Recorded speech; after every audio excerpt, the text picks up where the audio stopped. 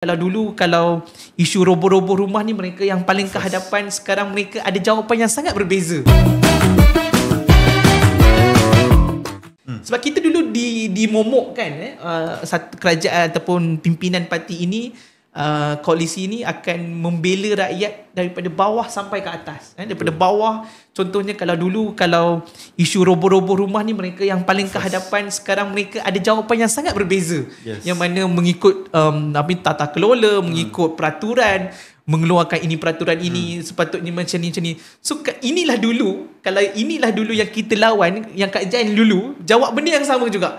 Kena ikut ini, dan akhirnya kalau ikut law memang tanah itu daripada pemaju. Tapi yang kita percaya dulu adalah di sudut kemanusiaannya. Betul. Dan madani, saya percaya perkataan madani itself adalah wujud daripada sifat kemanusiaan itu. Yes. So sedikit demi sedikit benda ini terhakis kepercayaan dan isu Kampung Papan, dan akhirnya isu surat sokongan.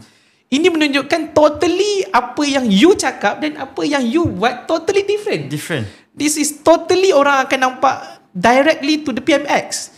Yang mana dulu you cakap kalau you nak hapus perang rasuah ni, dia macam you tak boleh hapus daripada atas saja, you kena hapus the system. Yes. And ke bawah, paling bawah sekali. Dan paling bawah tu sebenarnya adalah surat sokongan.